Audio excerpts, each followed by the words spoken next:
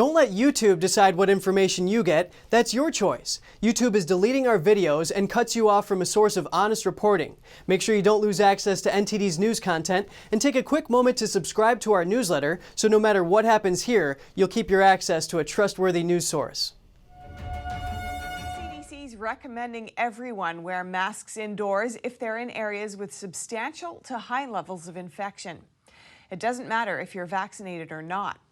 But they're getting a lot of backlash from governors and lawmakers calling the CDC an inconsistent and discredited agency.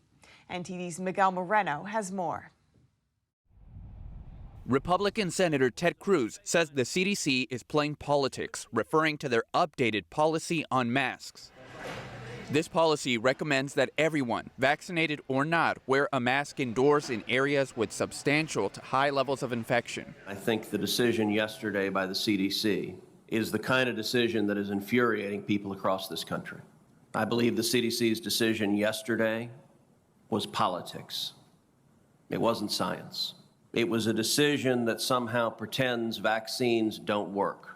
The policy's also drawing backlash from Republican governors like Kristi Noem. In a tweet, the CDC shifts their position again. If you're worried about the virus, you're free to get vaccinated, wear a mask, and stay home. But we won't be mandating anything. Nothing changed about the science. Dr. Anthony Fauci defended the CDC's reversal, saying it was their response to a more contagious variant. We were dealing with the alpha virus back a few months ago.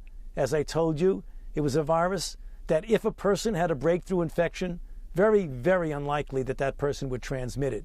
That's changed. Now, the level of virus in the nasopharynx of an infected person with Delta is 1,000 times of what it was with the Alpha. It now sounds like they're planning to keep our children masked indefinitely with no end in sight. Sharon McKeeman is the founder of Let Them Breathe, an organization comprised of parents advocating for mask choice for youth. Now, this applies to everyone, vaccinated or not, including children. Some are calling this unrealistic and unscientific. Would you agree with these critics? Yes, we absolutely agree that the CDC and California Department of Health, where I'm here in California, are not following the science. We know that our kids are at low risk from COVID. The science shows that they're not super spreaders. And those who are at high risk have had that choice to be vaccinated or not. So the other part of this is that as parents, we have been seeing the mental health impacts. We've been seeing our kids suffering behind these masks, anxiety, depression, drug use, even suicidal ideations are things that our kids are struggling with, and they're telling us it's directly linked to the isolation, the school closures, and the restrictions such as masking. And we know that our kids are at high risk from that. So really the science and the data is backing up what we're saying as parents, which is that our kids need to be able to have that choice to share their smiles, breathe freely, and engage in their education in a way that's effective, where they can communicate with their teachers and their peers. California requires K-12 students and adults to wear masks in public indoor places, a decision they based on the CDC's guidelines. McKeeman is suing the state, challenging the mask mandate. CDC Director Rochelle Walensky now says vaccine passes, otherwise known as vaccine passports, may very well be the path forward. Miguel Moreno, NTD News. And this week, the Department of Justice said in an opinion that emergency use authorization vaccines can be mandated by public or private entities. But bioethicist Dr. Robert Malone, who invented mRNA vaccine technology, says the legality of the issue isn't settled and expects it will end up in the Supreme Court.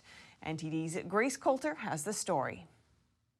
Bioethicist and inventor of mRNA vaccine technology, Dr. Robert Malone, has spent his entire career developing vaccines and vaccine technology and has been rigorously trained in vaccine safety and ethics. He tells NTD that he believes the Justice Department declaring that emergency use authorization COVID vaccines can be mandated crosses numerous ethical lines and is unprecedented. We're crossing lines really fast now in saying that the government believes that it's ethical to require people to accept an experimental product that's not yet licensed. And I don't recall that ever happening before. and it's explicitly forbidden in this long trail of consensus in Western democracies about the ethics of medical research. But the government here in the States appears to feel like it's justified, and I sure hope they're right. Malone has argued that the way the EUA COVID vaccines have been advertised and mandated violates the common rule in the Code of Federal Regulations, which states there must be full and complete disclosure of risks in plain language, informed consent, and no forms of coercion before taking an EUA product. However, there is some gray area when it comes to whether the common rule applies to the FDA because of a clause that's in the recently enacted Century Cures Act. But Malone says he expects this will be legally challenged and end up in the Supreme Court. I guarantee that this is going to go to the Supreme Court because there's many other aspects of federal law that contradict those clauses. And what we're saying, let's just all be clear on this. Whatever the fancy language is, the U.S. government is asserting that they can disregard the Nuremberg Code, the Helsinki Accords, the Belmont Report, the Common Rule, because all of those relate to medical research in experimental products. So to say the FDA is somehow immunized against comporting with these fundamental Western principles about medical research ethics strikes me as bizarre. And I suspect that it is not going to withstand Supreme Court scrutiny, but the problem is that getting to that point with those entities that are preparing to challenge these decisions is going to take time. He also says mandating EUA vaccines could violate the Ninth Amendment, which the Supreme Court has found includes the right to make important decisions about one's health care or body. A group of healthcare workers from Houston Methodist Hospital have appealed their case over vaccine mandates. It could become an important test case in a mostly untested area of law. Grace Coulter, NTD News. The Biden administration put out a new plan vowing to create a fair, orderly, and humane immigration system, but it's being met with pushback from some Democrats and Republicans. Biden's new blueprint for the country's immigration system outlines next steps for federal agencies. It focuses on 4 areas: border management, asylum applications, collaboration with regional partners, and investing in Central America. Part of the new initiative will renew expedited removal. Those who don't qualify for asylum will be promptly sent back to their countries of origin, a move some Democrats criticized heavily. The new plan will also shift the budget from the border wall to border security measures, including border technology and modernizing land ports of entry. It also urges Congress to pass the U.S. Citizenship Act and the Dream and Promise Act through reconciliation or other means. The Biden administration has been struggling with an influx of illegal immigrants since inauguration. Axios reported Tuesday that about 50,000 migrants who illegally crossed the southern border between March and July were released into the U.S. without a court date.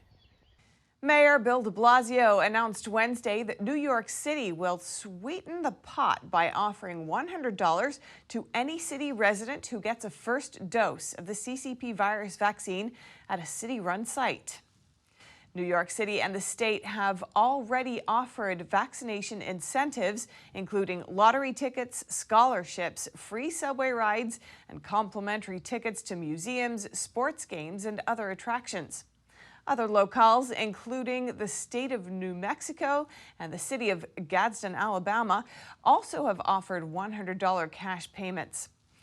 Others have offered a more limited version. Ohio is offering $100 gift cards to Medicaid members who get inoculated, and West Virginia is providing $100 savings bonds to 16 to 35-year-olds who do so. And travel time from New York City to Boston can now be cut in half. This thanks to planes that provide a direct flight from Manhattan to Boston. NTD's Arian Pazdar has that story. Manhattan doesn't have an airport, but it's surrounded by water. That's where seaplanes come in. This Boston-bound plane takes off from Midtown Manhattan just 10 minutes from Times Square. It provides beautiful views over the city's landmarks like Central Park and the Statue of Liberty. But most people don't go on the flight for the views. We're targeting business travelers. We think it's most well-timed for business meetings. Getting to Boston from the Big Apple by car or train takes around 3 hours. We're promising to get people, from the middle of New York to the middle of Boston in less than an hour and a half. Unlike huge sprawling airports, the seaplane facility is rather small, so passengers can arrive as little as 10 minutes before departure time. But the convenient seaplane is kind of a fair weather friend. Seaplanes can be more impacted by weather. He added that passengers get regular updates on possible flight cancellations. The company has been operating flights to other locations like the Hamptons in eastern Long Island and Bridgeport, Connecticut. Seaplanes don't have to land on water. They've also got tires, which allows them to land on a conventional runway as well. The company plans to expand operations to more cities in the Northeast. Arian Pastar, NTD News, New York. California will now allow illegal immigrants to enroll in Medi-Cal health services. Governor Gavin Newsom approved of a bill that will expand the coverage. Here's NTD's Cynthia Kai with more. California is now the first state to offer Medi-Cal to illegal immigrants age 50 and over. Medi-Cal is California's Medicaid healthcare program. Governor Gavin Newsom approved the initiative during a press conference in Fresno on July 27th. Roughly 250,000 people are eligible for coverage. We estimate at the moment about 235,000 individuals will be direct beneficiaries of preventative care, direct beneficiaries of long-term care, direct beneficiaries of in-home supportive services and the care that IHSS provides. In 2019, California was the first state to extend Medi-Cal coverage to all eligible illegal immigrants aged 26 and younger. Now, those 50 years and older are eligible for these health services. Regardless, again, of their ability to pay, regardless of their pre-existing conditions, and regardless of their immigration status. The initiative is part of Assembly Bill 133, which includes a number of other spending measures for mental health, behavioral health, housing, and other health-related social needs. Newsom said the implementation of the bill is a gradual process spanning a number of years. But some Californians disagree with Newsom's policies and spendings. We want a governor who make us better, not make us worse, who use properly, wisely our tax money. We are taxpayers. Our tax money has to be used properly with our consent. He just gets to choose what's essential and what's non-essential based on his pure opinions, based on what the party thinks. He doesn't care about the Californians. He doesn't care about the homelessness. He doesn't care about the fires. Newsom said that Assembly Bill 133 is the final bill signed under the current state budget. He faces a recall election on September 14th. Cynthia Kai, NTD News, California.